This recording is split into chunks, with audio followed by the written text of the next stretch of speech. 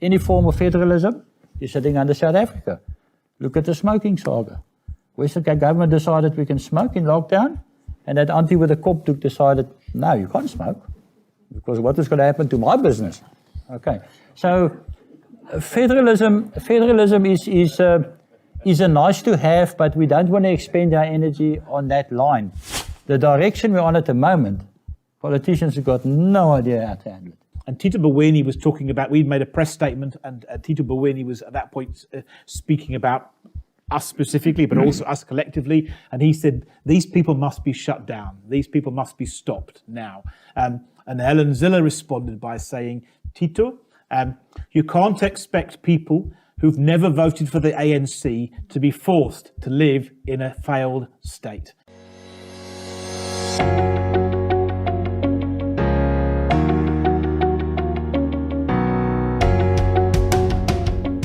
Hello, my name is Donald, and welcome to WorldView. At WorldView, we explore everyone's perspectives on all things that can broaden our worldview. As you can see, we are doing things a bit differently today. We are live in Azerbaijan, Iran, and through sheer coincidence, we've managed to track down Phil and Des. They have been canvassing the Iranian government for support for Cape independence. And we have a few local Iranians here who have graciously decided to dress as South Africans for this occasion. They were very interested in Cape independence. If you've only been reading The Burger and watching CakeNet or SABC, you might not be knowing what Des and Phil is doing. And in the alternative media world, they are stars. They are really pushing this. I mean, this in the alternative media world, the podcast world where we dominate, this is big. You won't hear this on CakeNet, SABC, and the traditional media. So you might think this is impractical or unrealistic, but I can assure you with the support of these gentlemen, this thing is being driven. The DA, the Freedom Front Plus, they are feeling the heat with the support of these gentlemen. So first of all, Phil Craig from the Cape Independence Advocacy Group. Phil, can you tell us, what does your organization represent? What polls have you done? And well, let's start with, you were not born in South Africa. No, I wasn't. No. You were born in the UK? Yeah. I'm British by birth, and I came here in 2004 and married a South African, and I've been here ever since. So I'm one of you now. Okay, so the Cape Independence Advocacy Group, what is it trying to achieve? So the Cape Independence Advocacy Group is basically a political pressure group. And we actually support a lot of the other organizations that are pushing for Cape independence. And our primary role really is two things. First of all, to encourage discussion of Cape independence. So we write a lot of media articles, and we sort of try and evoke responses, sensible articles, and we try to evoke responses. So just to sort of give some context to that, we formed in early 2020. And in 2019, there were 4 articles in the South African media on Cape independence in 2019. In 2020, there were 70. So we had a huge increase from there. And of those, 35 of those we wrote, our organization wrote. I wrote a lot of myself. And the other 35 were then in response as the topic picked up. We haven't counted so far this year, but I would suggest that we're probably way past 100 already for 2021. So that's the first part. We do a lot of media work, and we try and draw people into the conversation. So we've had debates around the legal aspects of Cape independence. We've seen comments from Peter Vos on the one side, who's strongly opposed to it, UCT, and people like Professor Koos Malan from University of Pretoria, who would be in favour. So that's one of the big debates that's played out.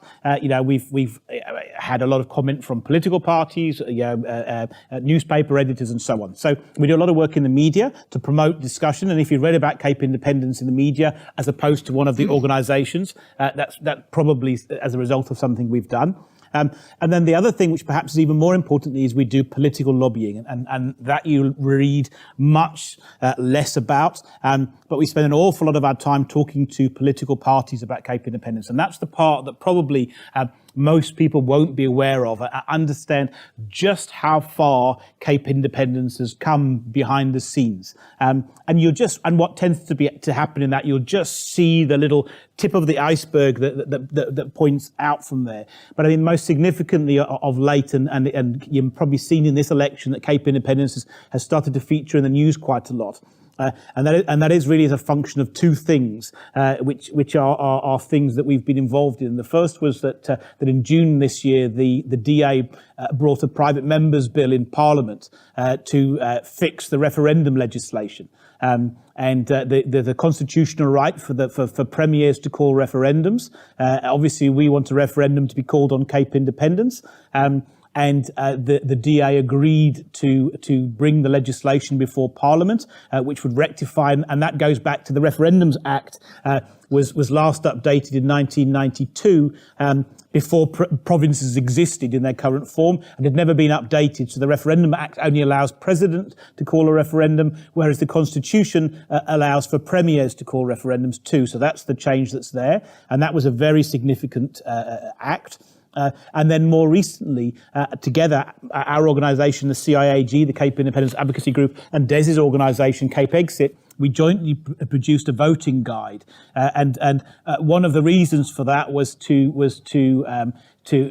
put pressure on political parties to declare their hand on Cape independence. And out of that came the fact that there were 4 political parties who supported Cape independence outright, which was the Cape Independence Party, the Freedom Front, the Cape Coloured Congress, and then a smaller party in the Kruger Ontwikkeling Partij. But there were 8 political parties who were willing to support a referendum on Cape independence, and that now included the DA, the ACDP, COPE, and UIM, which is the dominant political majority of the Western Cape. So we're now in a situation where the government of the Western Cape, which obviously is now led by the DA, is both fixing the referendum legislation so they can call referendums and willing to call a referendum on Cape independence. And what you're going to see as a consequence of that is probably in the next 18 to 24 months, you're going to see referendum. It's not just going to be on Cape independence, it's going to be on the other issues that the DA are pushing. There's going to be questions on policing and on a devolution of other powers, perhaps federalism. But in that referendum is going to be a question on Cape independence. So that kind of gives you some of the idea of the work that we do, and also just an understanding of just how far this idea has come. And obviously it's, that the establishment want to rubbish Cape independence and say it's not going to happen, and it's a pipe demon, it's crazy, and it's racist and all of the other things. But actually the truth is slowly unfolding. Our part of that is the media and the political lobbying. Des does something extraordinarily significant, and actually that complements our work. And when we're doing lobbying, the work of CapeXit is one of the key tools that we have when we lobby with political parties. So probably a good time to hand over to Des, I think. I just quickly, so there's 3 groups. There's political parties that support Cape independence. Yeah. Those are?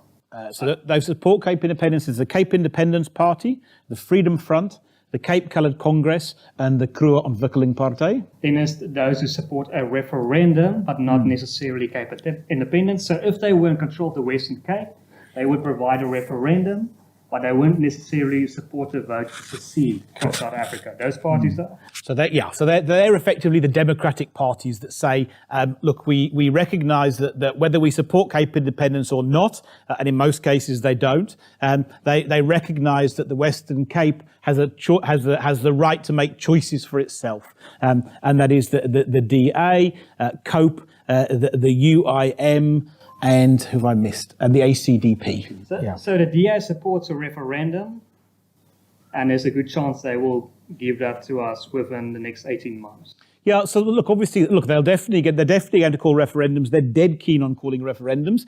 They probably would be, without political pressure, they probably wouldn't include a question on Cape independence. They have agreed to include a question on Cape independence. The timescale is clearly an estimate because the bill has got to go through Parliament, and actually in November the bill is due to go through the committee stage, and obviously nobody knows how the ANC and the other political parties in Parliament are going to respond to that. So the timetable is not necessarily within the DA's control, but we're anticipating about 18 months because the ANC can delay the referendum bill. It's not actually called the referendum bill; it's called the Electoral Commission's Amendment Act.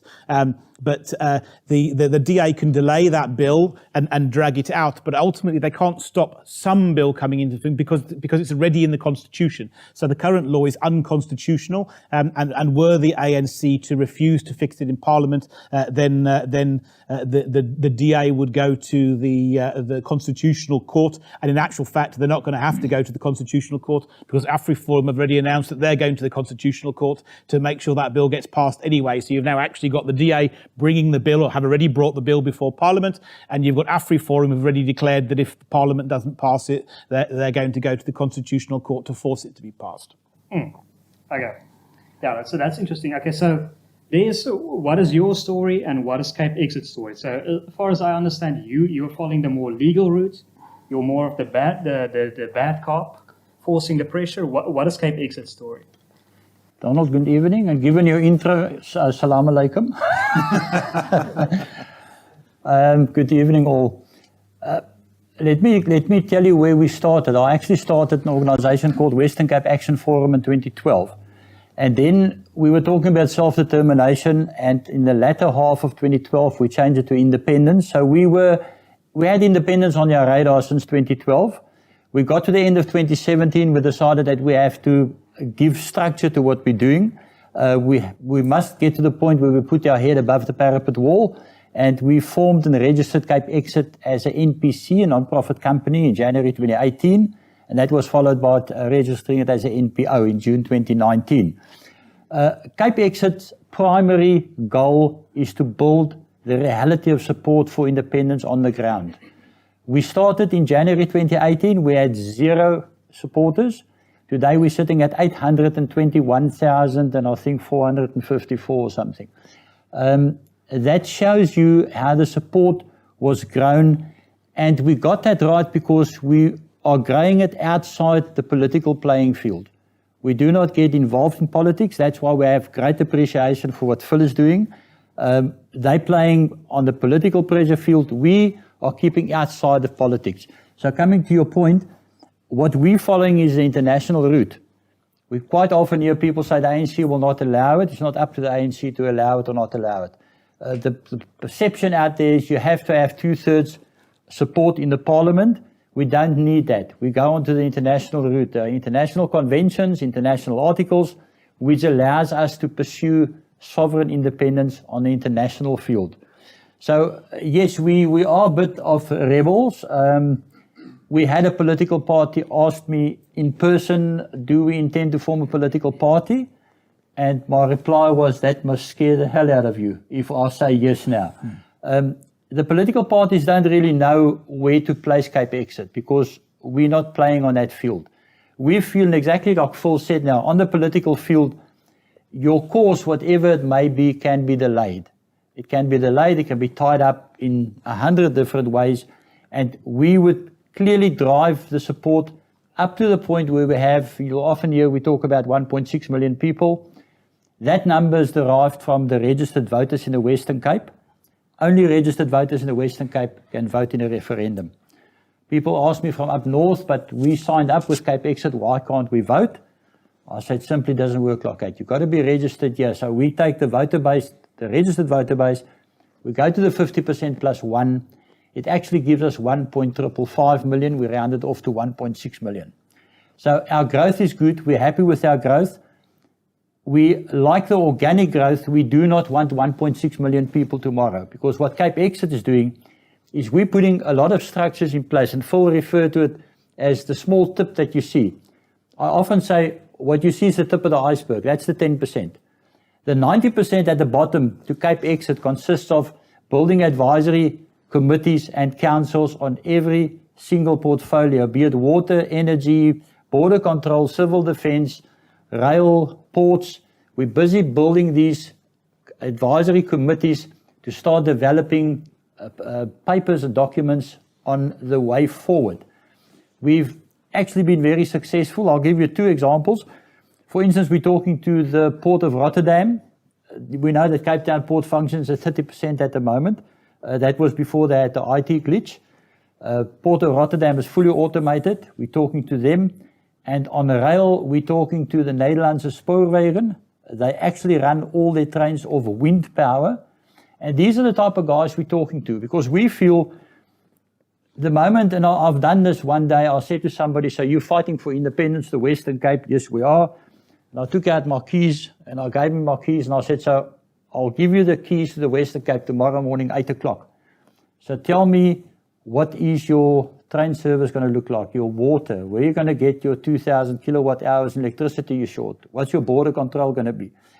And the reply was, well, we'll have to sort it out. And my answer was, it's not going to work. Because the moment you get independence, you have to have all these things in place.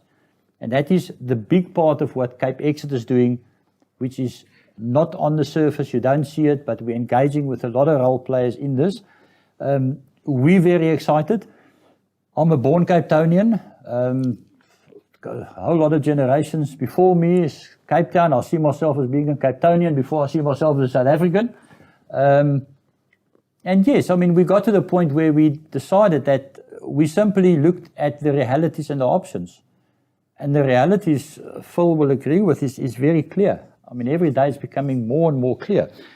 My first question normally to people is, please raise your hand if you think South Africa is working. And I haven't had a hand yet. And the second question is whether you realize how much money has been stolen from you as a taxpayer. I think the figure I had last night was 2.5 trillion. So to tell you what a trillion is, if you live until the age of 80 and you spend money from day one, you've got to spend 34 million rand a day to get rid of a trillion. These guys stole. That's what we know. That's what we know. Yeah, they stole 2.5 trillion. In fact, they're stealing it so fast. One of these days, what's being stolen will exceed our actual national debt. So we got to the point, and we had to ask the question from ourselves: so what are the options? And we really looked at all the options, and we looked at secessions through the world, of which there were over 230. And the first number of secessions were really bloodthirsty, and people were shooting and killing one another. But the last, quite a number of secessions became more a case of negotiating what you want, where you're going to. They actually coined the term the velvet divorce, and it becomes a thing of talking about it. And that is where we're driving at. We're driving to the point of having the support on the ground so big that it cannot be ignored. And already we find that a couple of gentlemen in the ANC is actually talking about CapeXit by name. They asked us to expose or make known our donation list. They'll cry when they see it, but we don't have a big brother supporting us. Everything that goes into CapeXit comes from our pockets, pretty much like you guys are doing, like CIAG is doing. So, but the point of interest here is that the ANC is now talking about independence. If somebody talks about independence, even if he's flatly against it, he's talking about independence. And we were quite impressed to have the MEC of Education the other day talk about it, and Tito Mboweni talked about it, I think. So yeah, that is what CapeXit is about, and we'll keep on growing until we get to the number. And all the organizations eventually will actually get together at some point, and then we hope that we just put the ball into touch, over the line, and it's a reality, it will happen. Okay, so you have 800,000 signatories about, and you need 1.6 million. Yeah. So you're halfway there. Yeah. And that can happen within a year or two? Yes, yeah, look, COVID lockdown helped us quite a bit because people actually stayed home. They got more in touch with what's really happening out there. We had phenomenal growth. We actually expected it to flatten out, which is doing now. So after the elections, we'll step up the marketing again. And ideally, yes, we want to aim for middle next year to get to the 1.6. And if the DA or the ANC doesn't agree to hold a referendum via this legal route, you can declare unilateral independence. No, that's the misconception. There's a lot of people out there that's running around and saying, we will declare UDI. There are some groups out there that's actually hoping to have a civil war to declare UDI. It doesn't work like that. You cannot be the aggressor and declare UDI. You have to tick the boxes. The international boxes says, first of all, it starts off by saying you've got to share the same culture, history, background, language, which we tick all the boxes in the Cape, which Afrikaans and our history and our culture. Then you have to approach your local premier and ask for a referendum. René's already said no, but you've got to go through the motion. That's your local due diligence. Then you have to ask the South African government. Now, we expect no's all along the way. We're already going for the plan B, the plan C, and building redundancy into the system. Once you got that, you've got to go international. If you go the international route and you do not find one country which is a member of the UN to support you, and you've ticked all the international boxes, then only can you declare UDI. But you have to do all your due diligence. You can't just go and declare UDI. Yeah, okay. Perhaps I should have framed my question. Yeah, that's what I meant. But I mean, okay, so audience, if you have any questions, you should let yourself be heard. Don't worry, you'll not be filmed. It's only the audio that will be filmed. But I have a few softball questions here. So if you want, I can go over to this. Let's start. Okay, first of all, this is my personal view. If you ask the ANC or the EFF to have a referendum, they will shout yes. Because at this stage, you're not going to get anywhere. This is my personal opinion. You've got to get the masses in. You haven't got the masses. You've got the people who wants to go off, but not the masses. It's not working for them. They haven't got jobs. They're hungry. They're cold. They're wet. They're staying next to a R300. That is the people you've got to pull in. So how are you going to pull these people in? If you can tell me that. Okay, so the question, you need the majority before you pursue this. And I can tell you the ANC and the EFF will support the referendum because they know they're going to win, hands up. Interesting enough. So we poll. We do polls. So support is far higher than you might think. So when we polled most recently, we polled last year in July, and we polled again this year. So support is currently at about 46%. And that runs at about 65% of white voters support Cape independence, 50% of coloured voters, just over 50%, 50.4 or something, and amongst black voters it's 22%. So the support is increasing there. But you're right, you've got to pull it in, and unfortunately it's one of these scenarios that's chicken and egg. So obviously, in terms of mandates, the DES is collecting mandates. So actually, they've got 825. So effectively, just in terms of pure numbers, the first time we polled support, interesting enough, was at 36%. And I had a bet with the pollsters. We use an independent polling company, Victory Research, Gareth van Onselen, who used to be at the DO. They're a globally respected firm. We didn't do the polling ourselves. I remember asking, look, what do you think the level of support is going to be? And the polling company said, we think it's going to be about 10%. And I knew at that point that DES had about 20, certainly over 20% of all voters already signed up, so it couldn't possibly be 10%. And it came in at 36%. But it's unfortunately is a chicken and egg scenario. And a referendum is the timing of a referendum is an interesting one. It's a gamble. There's no two ways about it. You know, we're not in a scenario where we're Scotland, where if we wait 10 years or 20 years, it's fine. You know, we can just wait till everything's in place, because there'll be nothing left in 20 years. And I think we all understand that. So there is an element of timing that correctly, but at the same time, obviously, as the story of Cape independence builds and it becomes more and more known, then more and more support comes in, and actually you'll see the level of support is increasing significantly. Like I say, in between those two polls, which are a year apart, support amongst registered voters increased from 34% to 46%, and amongst all citizens it increased from 36% to 42%. And interesting enough, almost all of that support came amongst coloured and black voters. So it's a battle that we're winning, but I mean, there's a long battle ahead, and you're right to say it's the biggest challenge.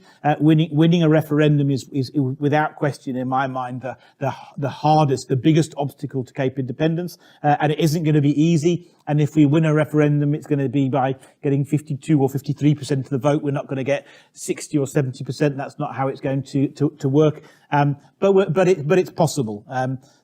But it's a challenge. What we're selling is a direct democracy.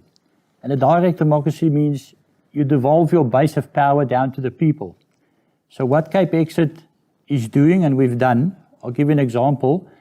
We're obviously looking at a system equivalent to the canton system, which I'll explain that locally means you go back to the municipal system of governance. And we've met with probably the second highest community leader in Khayelitsha. And I met Wiseman, and he didn't trust the whole thing, which I can understand. We get with a lot of our brown people, they don't trust it because they've been sidelined before 1994 and they're being sidelined now. Then you have to explain to the guy what a direct democracy is about. And it was very simple. I sat with Wiseman, I said to him, let me ask you, what are your concerns in Khayelitsha? Now, I know Khayelitsha, I did a project there. And he said to me, my main concern is illegal immigrants. I said, okay, the next one, law and order. He said, because we come back from from work, the guys actually know exactly when it's fortnight. And the guys gets robbed. You can put his money in his shoe, he gets robbed, his money, his cell phone. He said, that's a concern to us. And then I said to him, Wiseman, I said, tell me, who's going to sort out Khayelitsha after independence? And he looked at me like he was going to say, but you guys. And I said, no, you're going to sort out Khayelitsha. This is going to be a direct democracy. You are going to take Khayelitsha. You're going to identify the issues. You're going to come up with solutions. And we will support, if I say we, not CapeXit, we won't be part of the new government. But the new government structure will give you the support to do so. The moment he understands the concept of direct democracy, you actually get the buy-in from the masses.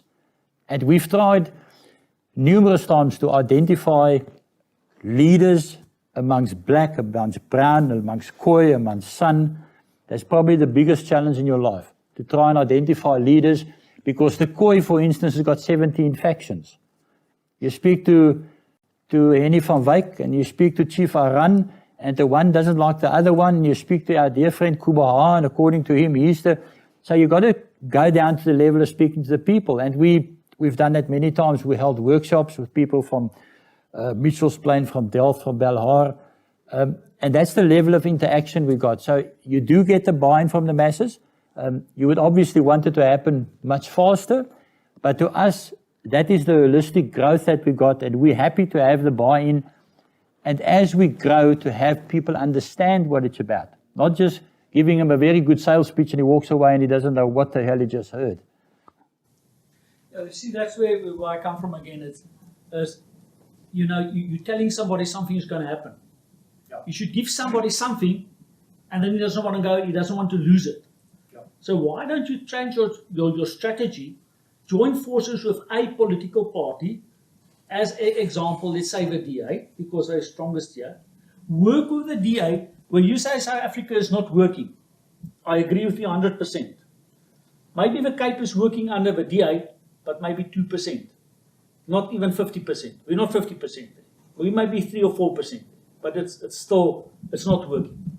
So if you join forces with something like the DA, and you build this area into a paradise, then you can go to these guys and say, listen guys, do you want to lose it or do you want to keep it?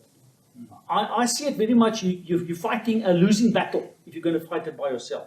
You have to join forces, go into a joint venture or whatever, one of the political parties, make it work, make it real, and then they've got something to lose.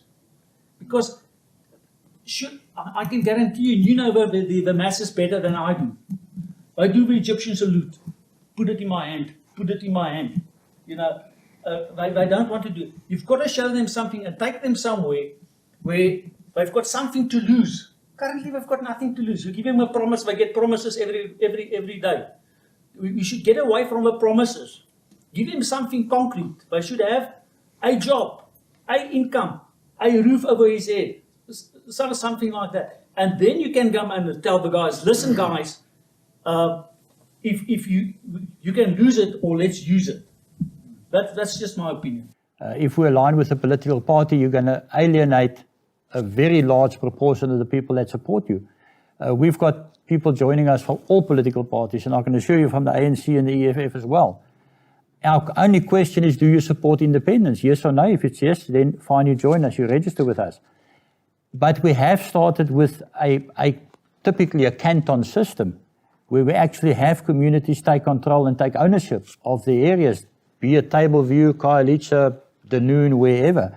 That is what we're building on. Again, coming back to what I said, the moment you take this thing and you put it on a political playing field, you're binding yourself, you don't have any freedom. And we like to be at a place where we're not aligned to any political party. We will talk to any political party. We have political parties who are actually supporting us, but we strictly work outside the sphere of politics.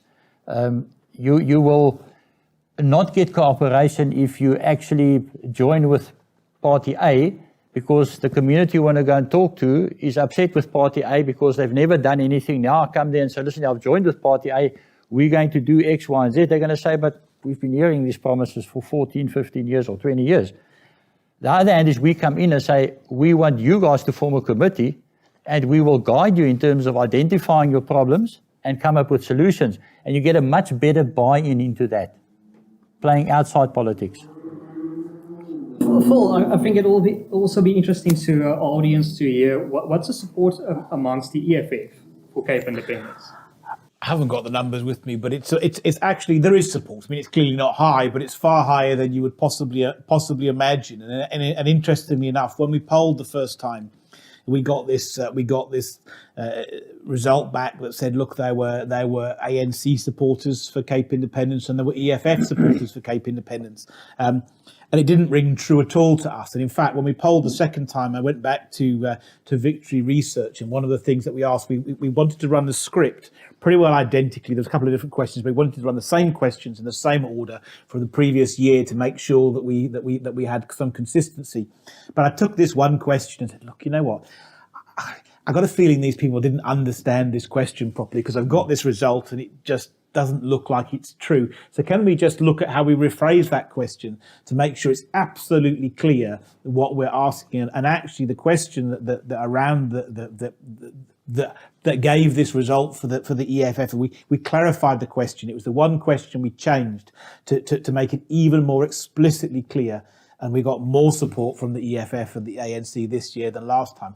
And I thought it wasn't possible until about, I saw it. I believe it with my own eyes. It was that this is internationally best standard, best practices. But actually, interesting enough, and if you go to our website and look through our blog section, you'll see about 4 weeks ago, an organisation called the Langeberg Unemployment Forum came out and announced its support for Cape independence. Now, the Langeberg Unemployment Forum is a black township group of unemployed people, and we've been working with them for a while. They approached us in the first instance. Ironically, I was not wary. I was wary, but wary because I didn't want in any way to front for this group. So actually, we walked a journey for a few months where we just said, look, you know what? Let's not rush into making any declarations and promises. Let's just make sure that we're all on the same page here. And what's interesting, a lot of those people were ANC supporters, EFF supporters, and actually what I started to realise through that particular engagement, and actually the leader of that now sits on the executive committee of the CIAGs. He formally joined our organisation and is one of our leaders. Was that a lot of those people are just desperate for change. They've got far worse circumstances than we are. They're living in terrible conditions, and they realise what we've got now isn't working, and they're looking for a better solution. And in that context, I started to understand that actually our life is not how it should be. We want change, and actually we want radical change. And for us, Cape independence and the EFF are two extremes on a continuum, but for them they're not. They're both radical. They both represent radical change from the status quo. So I've come to realise that there's far more support amongst those communities than you might expect, and that's interesting, and it's visible on our social media in the last 12 months. How obviously when you go through these phases, and actually because we do a lot of our work in the media, these arguments play out, and the legal argument was one of them. And the race argument has clearly been an ever-present. You know, you can imagine that for us campaigning for Cape independence, we get called racist on a fairly regular basis, even though both of our organisations are avowedly non-racial. But you know, so there's the battle that we've had to fight over a period of time, and it's fine. What's really been noticeable is the very, very obvious change in the racial composition of our supporters, and that has really been one of the most exciting things to see, because you can talk the talk, but at some point you've got to walk the walk. So polling, all right, is you can't put too much faith in polling. But neither can you dismiss it. But once you start to see those signs again and again, and you see that coming through, then it's actually quite exciting. Yeah, I tried now to find a precise poll data, but I failed miserably. But okay, so a gentleman here wants to ask a question. Yes. Yeah, I've got a few, but I'll start with one. You are two white guys that want to make the Cape independent. Yeah. Where are the faces of the other minority groups that makes up the mix of the Western Cape? And are there also other groups like yourselves? I do know about ULA. Are you interfacing with one another, or are we competing, or what is the structures there? In terms of race, one of the interesting things is so I would say that in the independence movement at this point in time, white people are overrepresented, and that's clearly something. But what I would also say is that's something that's changing and changing quickly. So in terms of our executive committee of our organisation, we have a mixture of male, female, white, black, and coloured. So we do have an increasingly, but part of that is the battle. And I would say there are two things about that. First of all, it's blooming hard work and expensive to lead a group. So one of the things is, in the day, that you have to have a certain degree of privilege to actually be able to carry out the role. In that I'm sitting here now, and theirs will be the same. I probably give 30, 40 hours a week unpaid to do this. I drive, I travel, and for the most part that comes out of my own pocket. I'm unpaid, so therefore it's not an easy thing to do. So therefore, you are the economic distribution of wealth is going to be distributed in the leadership. But also for the same reasons that we talk, there definitely was this trust gap, and that started to come. And what we've started, I don't know how it works in Des's organisation, but for us, increasingly, we are getting more and more people coming in from other ethnic groups. We're becoming more diverse as an organisation, and we're really happy about that. We go out of our way to try and do it, but you can't just go and pick somebody. We don't want to front. We want people who are there. So that's one part of the question. And then, of course, there are other organisations that push Cape independence, which touches in there. So, for example, so whilst you say, look, hang on a second, we carry out one particular role, you've got, so for argument's sake, you've got the Cape Coloured Congress, which is a political party that's focused on the coloured community that wants Cape independence. You've also got some groups that are focused, that are Khoisan groups that are focused on independence. So you have this mixture of groups, and we all work together, and we work together in different ways. So in terms of our organisation, I would say probably the four organisations that work together the most closely would be myself and CapeXit, and then political parties, the Cape Independence Party and the Freedom Front, and they are probably the people who do the most in terms of our sphere. The Cape Coloured Congress believes in Cape independence, but they're more focused on other issues within their community. But we do have contact with them, absolutely. And then the ULA is a different look. The ULA is pushing for slightly different things to us in terms of we're all pushing for an independent Western Cape, where the ULA is pushing for a much larger territory.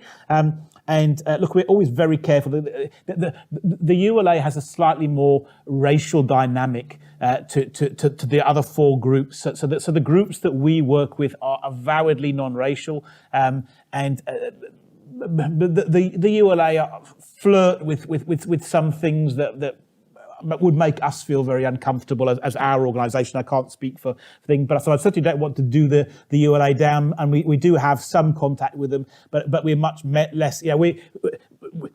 for us, non-racialism isn't something we paint on the sign because people want it. I am avidly non-racial, and one of the reasons I want an independent Cape is to make the Cape better for everybody, and the people who suffer the most in the independent Cape are black and coloured people. So it's not just some watchword. It's not, our relationship with other communities and other ethnic groups is not about getting enough numbers so that it's all right for white people. It really isn't. It actually is about making life better for everybody. So if other organisations start to flirt with a racial narrative, a more racial narrative, it's something that we really are uncomfortable with, and we wouldn't align with. So, but we work very closely with most of the groups, and even the groups that we aren't completely aligned with, we still have cordial relationships, and we still work together. But we're very collaborative, and we've marched together, we've done this election guide together. We do a lot of stuff together on a regular basis, far more than people think. People often say, well, why don't you combine them? And we have differences, for example, as Des has said, they're much more focused on the grassroots, where we're much more focused on lobbying and media and so on. CapeXit are much more given to particular policies. They've got a more detailed vision for an independent Western Cape. We're much more blank canvas in terms of saying, look, actually, we want to facilitate this, but we not particularly we don't want to create policy. We don't see it's our place to create. So therefore, it's useful. And I think in terms of the house building scenario, we often say, look, if you're going to build a house, it doesn't help if you've just only got bricklayers or only got carpenters or only got electricians. You need some bricklayers and a carpenter and an electrician and a roofer, and then you'll build a good house. So we work together, but we have our own roles to play. From my side, CapeXit has got 4 white directors. We don't apologise for that. We started with a vision. We will not appoint anybody of colour for the sake of being seen to doing the right thing. And the main point of importance here is that CapeXit is not going to form part of the new government. We're going to drive this thing up to the point of independence, and then we're stepping back. And then, like our membership numbers reflect, we've got about 56 or 58% brown registered members, and they will form part of the government, not CapeXit. So for us, it's irrelevant who drives the bus. And Phil is absolutely right. The 4 directors of CapeXit all have day jobs. We sit with a restaurant manager, I'm a building contractor, we sit with an IT specialist, we sit with an estate agent. And when you get home at night, you drive CapeXit for another 6 or 8 hours. And you find people cannot do that, be it because they don't have the means, but mostly because it takes a lot of time out of you. And I drove from Tableview to Somerset West to come and talk to you. So it's irrelevant who drives the bus. The main point is get to the goal line. And because you don't have a vested interest in becoming part of the government, there's no benefit for us beyond the point of independence. So absolutely, but I must tell you that once we start going down to the less demanding level, although it is also demanding on its own, but we start looking at our events awareness team, at our activists, places like the Swartland. We've got brown people as activists, we've got black people as activists. You look at our events on a Saturday, you'll see black, white, brown running around waving flags or whatever. So we're not exclusive because of race, but I've had my own company for 42 years. I'm not going to appoint somebody just to be saying I'm now BEE. There's no way I'm going to do that. I'm not a hypocrite that way. And like I said earlier on, there's a level of what's the word, mistrust. Right? Mistrust or distrust? Getting a brookie to talk English now. There's a level of mistrust from the brown people and from the black people exactly because of the historical facts, where they were before 1994 and where they are after 1994.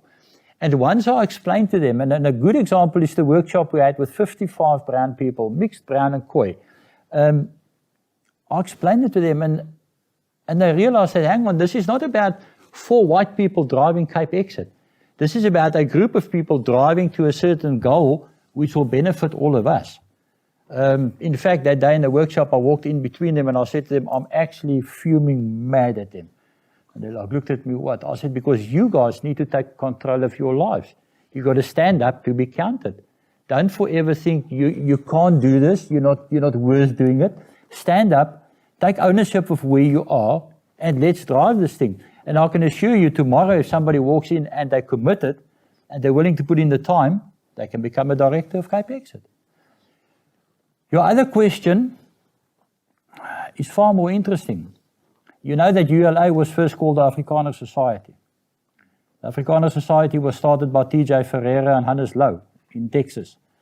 I sat on the exco of Afrikaner Society because when we were Western Cape Action Forum, they approached us and their original idea was to motivate or to mobilize the expats in America to support independence.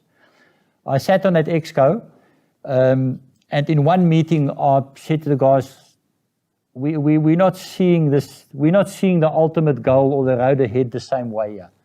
There was a pull to doing things a certain way, and we stayed clear of that. And we actually then parted ways, and we registered CapeXit. Afrikaner Society went through a couple of cycles. They registered as ULA, United Liberty Alliance, which then registered as CapeXit for a short while. Then they registered as something else, and then eventually they registered as a Contura Foundation. ULA, as far as I know, don't exist in South Africa. They also don't exist in America because it was Contura Foundation. But we walked the road with them. We tried to walk the road with them. And I totally agree with Phil. We simply did not see eye to eye. And people ask us the question, why don't you work with other groups? And I always say, guys, let me explain this. There were 3 guys that wanted money. The one guy said, I'm going to rob a bank. The second guy said, I'm going to shoot you and take your money. And the third guy decided he's going to work hard for his money. So why didn't they work together? They all wanted the same thing, money. Pretty much the same thing with independence. You got to pick your road. You got to pick your philosophies how to get there. You got to know what your standards are and then get there. If the other guys run on different paths towards the same goal, that's fine. We always say the fact that people talks about independence is good. But there are other groups as well which we don't work with. In Afrikaans sê ek maak nie van my hart 'n moordkuil nie. As ek nie saamstem oor jou opinie nie, gaan ek met jou saamwerk nie. But the international legal process you were talking about this. How far are you down? Because I think there's eight processes, 8 steps that one has to follow, something like that. Where in ticking the box of that international under the international law do you stand? And Phil, do you guys sort of, are you synchronized that you more or less focus on a different path route, as you just said, to the same end goal? Is that correct, or more or less?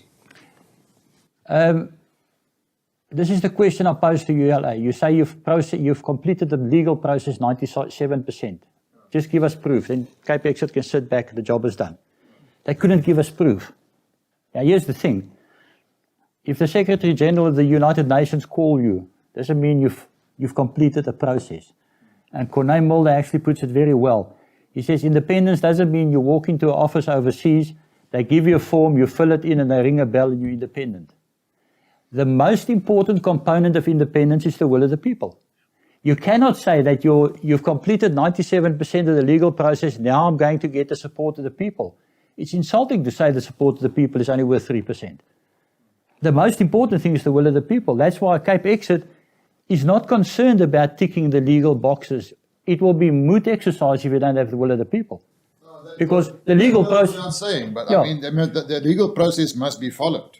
It must be followed, but after you got the support. Otherwise, you're putting the wagon in front of the horse. Look, so I think probably I think inherently secession is an international law issue. So therefore I think probably I would have a slightly different interpretation from Des and a very different interpretation from the ULA, but that's fine. It's not critical.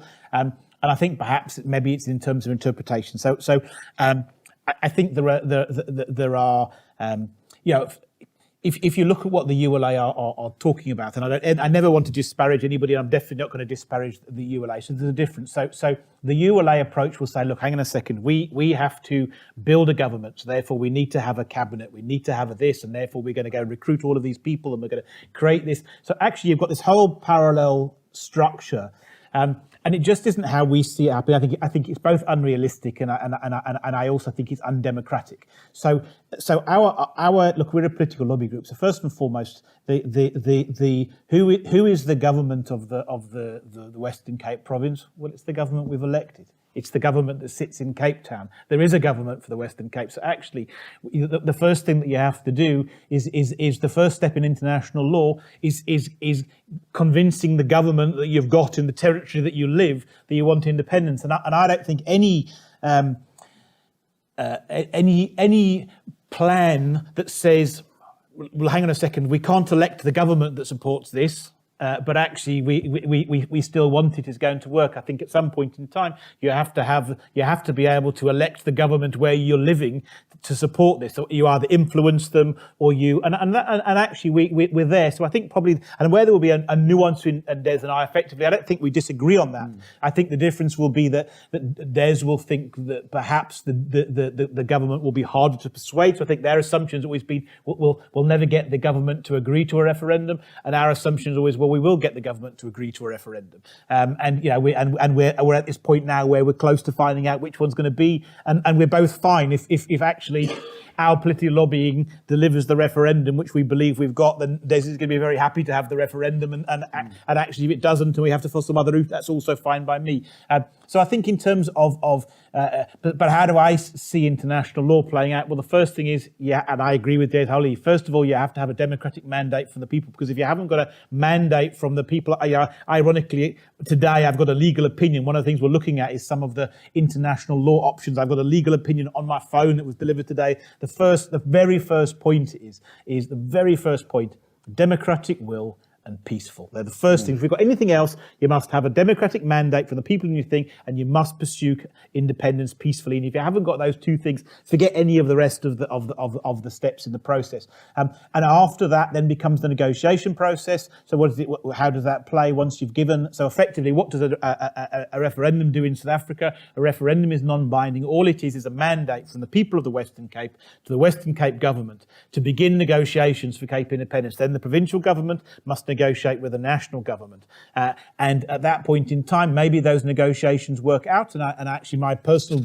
feeling is that they will work out. I think South Africa's got too much to lose. But if they don't work out and you can't negotiate a solution with the national government, then you must go to the Constitutional Court, and only then do you go to the realms of international law, because you have to exhaust all internal remedies, and that means you have to have gone to the local government, you have to have gone to the Constitutional Court, you have to have negotiated, and at the end of that process, if you come to all of those things and it's come to nothing, and you've got a clear democratic will of the people of the Western Cape who say we want to do such and such, but we're being prevented to do it by a government that's standing in the way of democracy, and we've exhausted all of the internal remedies, then we can go to the thing where I would differ strongly with the DA. The ULA, and I've had this fight with them. They have a list of people that are lined up as the government, and I say, but there is a government. There is a government that's already elected. We've already got a premier. We've already got ministers. We've already got all of these people. You can't unelect all of those people on your little side process. There is a government. It's here. It's been elected, and therefore you have to either unelect it or you have to convince it. You have to co-opt it. But somehow you've got to have the government. You can't just make up your own government by the side. So look, but I think we're broadly on the same page. But we might have a few nuances that are different, but nothing we'd ever fall out over.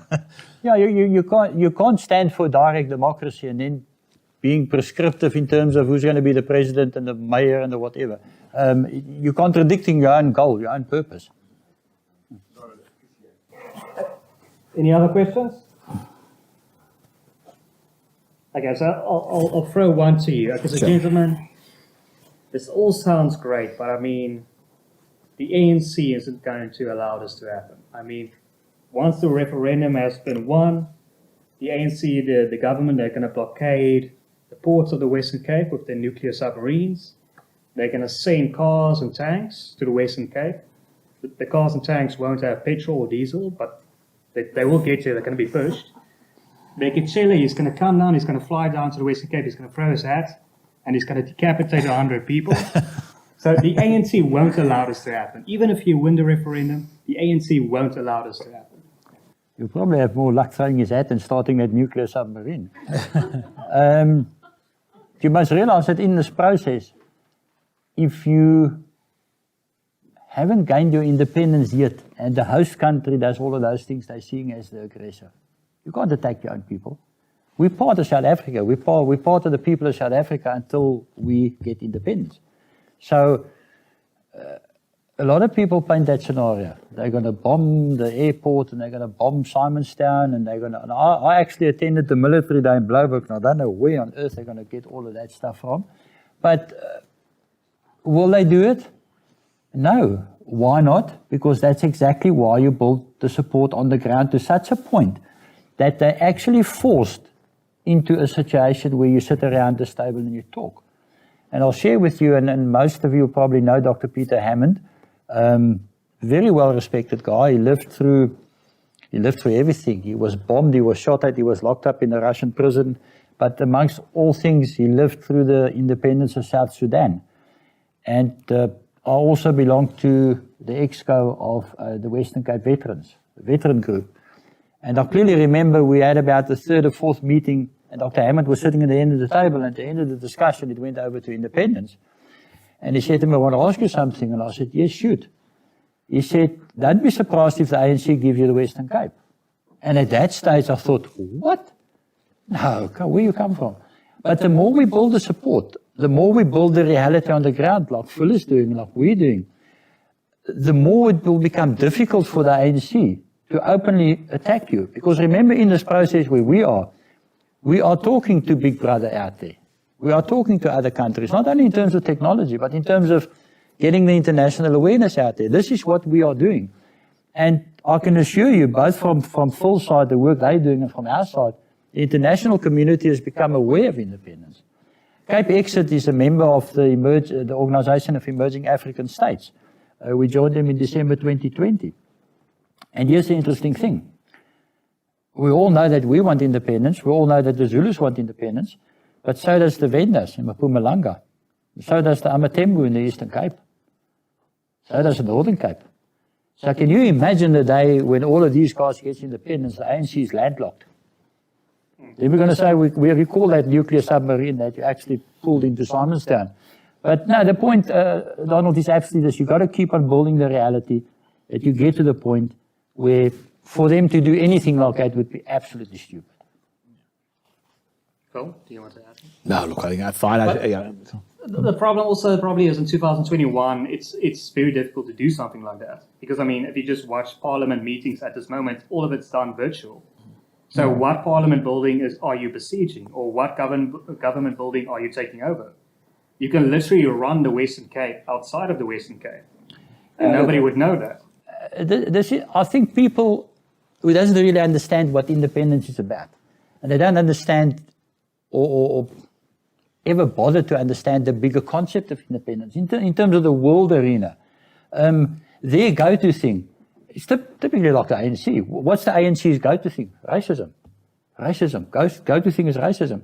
People that don't understand the concept of independence, their go-to thing is, no, the ANC won't allow it. They'll come and bomb you. They'll come and shoot you. They'll come and what you. But you've got to be realistic. I mean, a good number of the last secessions that took place were nothing like that. It was sit around the table and talk. Because, look, we've got to talk about a lot of things because they stole $2.5 trillion. So we've got to talk about a lot of things. Any questions? Can I ask them one last question? Okay, so the DA is as a solution to this, and that is federalism. And I mean, why, like John Steenhuisen has said, like Helen Zille has said, this is unrealistic. This is a waste of time.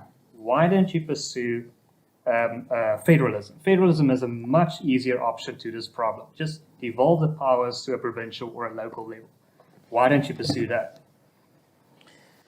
Well, look, federalism is look, apart from anything else, federalism is a halfway house that satisfies no one. It'll be interesting to see whether we pass through federalism. And I think, you know, from my point of view, people who support federalism are helpful to our cause in terms of, at the end of the day, the next fight that's coming now is this fight between the people who want to devolve power, which is the dominant political force in the Western Cape. We've seen now over the last 6 months that now there is, and you'll have picked it up in some of the newspaper reports, you'll see it more and more and more, is that people who want the Western Cape to have more power, as opposed to the people who want the Central to have more power, which is effectively the ANC and the EFF against pretty well all of the other major political parties. The trouble with federalism is twofold. First of all, what do you need to fix the Western Cape? Well, first of all, you need to be able to set economic policy, and you need to be able to collect taxes. And under federalism, you don't have either. So you're still in a situation where you're paying your taxation to Pretoria, and Pretoria is setting economic policy for the country. In which case, you can't fix anything. So that's one of the issues. And the other issue is that federalism can only be achieved within the confines of the South African Constitution, and that's when it comes down to the South African Constitution to be changed, to move from a unitary state to a federal state. It needs to have the support of 2/3 of Parliament and 6 out of 9 provinces to support it. So to deliver federalism is almost impossible. There is no work around the solution, where in terms of Cape independence, ultimately the Cape independence is about the rejection of the Constitution. So therefore, there are extra constitutional means through international law and so on. So therefore, ultimately, I believe Cape independence is more achievable. What I think we're likely to see is either, and I think it's one of those things where we give things labeling. What we're going to see now is this referendum that the DA are going to call, and they are going to call a referendum, that I can promise you. It's going to have lots and lots of questions on there. It's going to ask whether you want to have control of the police. It's going to ask whether we want to have control of transport. I hope it's going to have a question on there, but I don't know about race-based policy. Do we want to reject race-based policy in the Western Cape? I hope it's going to have a question on taxation on there, because John Steenhuisen a couple of weeks ago said that now they wanted to devolve taxation to the Western Cape.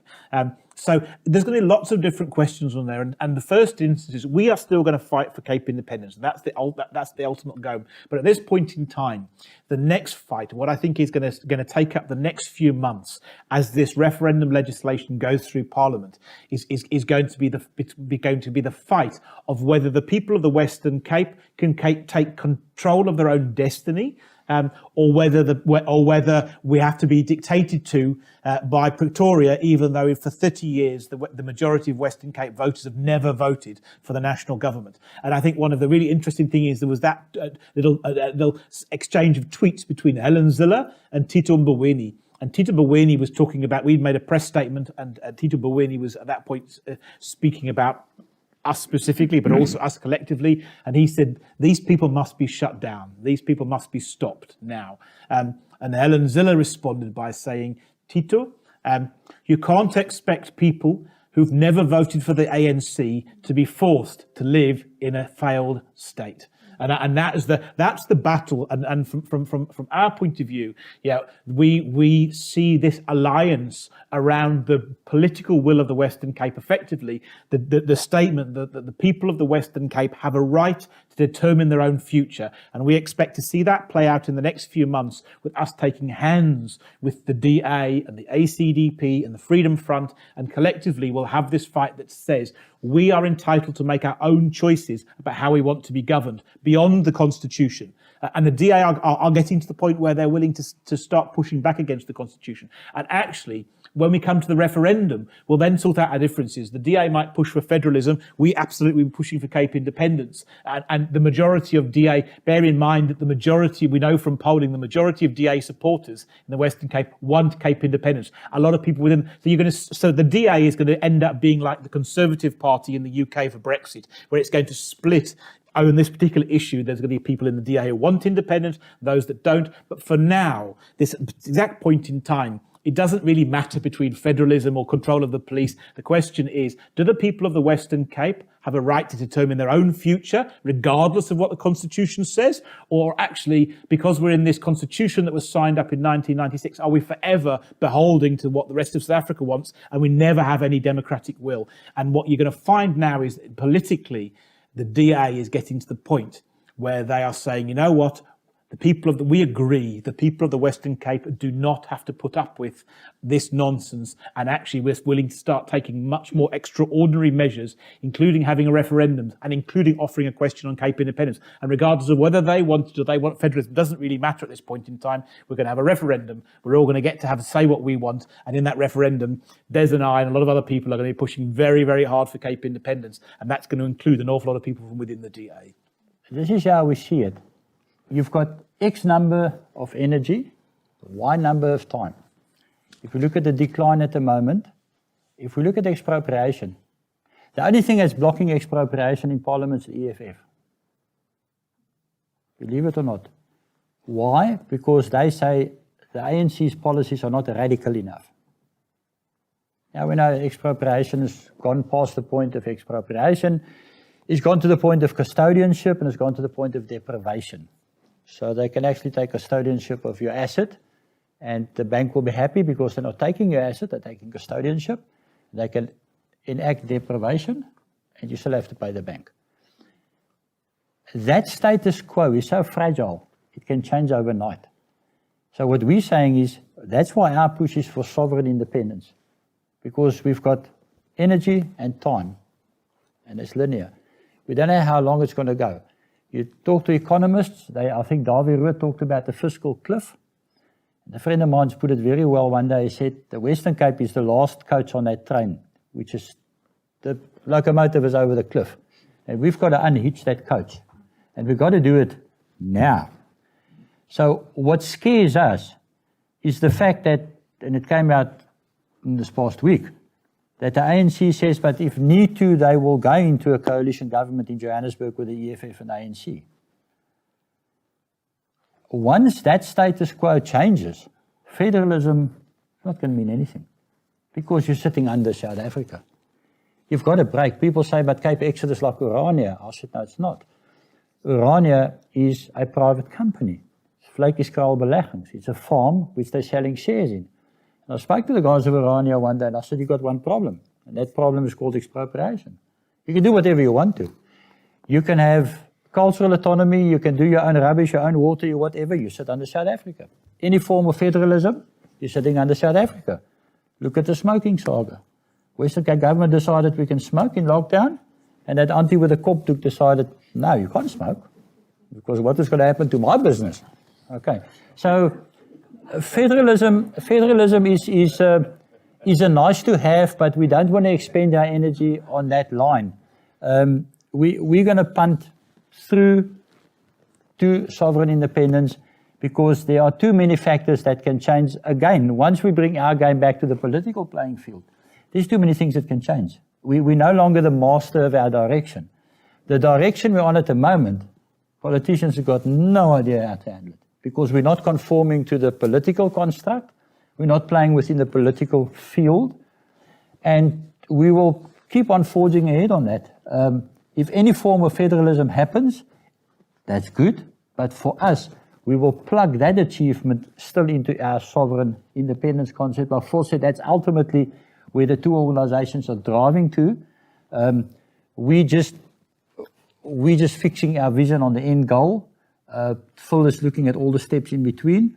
We're too much of rebels, like you said. We're going to get there. Yeah, so if anyone else has any last questions, now's your time. Going. Okay, so last words, gentlemen, and also, okay, I have $200 billion. Hypothetical. And if you can make an argument, okay, why should I give that money to CapeXit or Cape Independence Advocacy Group? What will happen to that money? And yeah, just generally last words. 200 billion. No, that can be a whole conversation on its own. What will we do with the money? Yeah, just generally, if someone donates to you, what happens with that money? At this point in time, our focus is marketing. Our focus is getting the word out there. Our focus is, there's a vast segment of the population who we haven't reached yet. Ideally, you would want a roadshow. You would want to go through Pofadder, Witgat, Worteldraai, and Lourisfontein and go out into the rural communities. Because remember, and it's coming back to what you said just now, there are people that They don't have internet, they don't have WhatsApp, they don't have and you want to get out to the people to reach them. So the vast portion of that would be dumped into marketing, getting the word out there, and explaining to people what is pretty much like voting. People don't understand the proportional system, and independence is the same thing. You've got to go out and explain the product that you're selling. Yeah, I think, not sure we'd need 200 billion, but a healthy bit of marketing budget would help. I mean, look, we're this. Look, most of our money. What do we spend our money on? Polling is very expensive, and marketing. And if we had more money, we would do some more research. But effectively, we would spend it on marketing. That's the big thing. You look and you have to make choices every day. I would love to have billboards down the N1 and the N2. We would love to have TV adverts. We would love to have but unfortunately, you have to cut your coat according to your cloth. Look, and I agree completely with Des. Actually, one of the things in terms of, look, we do have plans, and certainly as we come near to a referendum, we're looking at substantial funding, and there's a mixture of that between social media, which is clearly a very cost effective and mass way of communicating, but also getting town hall to town hall to town hall to meet with communities is a critical thing, and getting boots on the ground, but it's expensive. Yeah. I think I need to congratulate Phil, because like CapeXit, I think we've done a phenomenal amount of work with a scary budget. In actual fact, no budget. And that to me shows true commitment from people that believes in the cause. People always say you've got to have marketing budgets of millions and millions and millions. No, you'll be surprised at how CapeXit grew to where we are now with very, very, very limited funds. And we really have to talk about the 200 billion after this. Yeah, just to add to that, I mean, if you just compare to Donald Trump, he had one campaign manager. The other Republican candidates had all these staff members. He had one campaign manager, and he won the Republican nomination just with social media. But thank you, gentlemen. Thank you so much for your time. Thank you for being here. Thank you for the phone crew. Thank you for our audience. Yeah, this has been a very interesting conversation. My name is Donald, and you've been watching WorldView.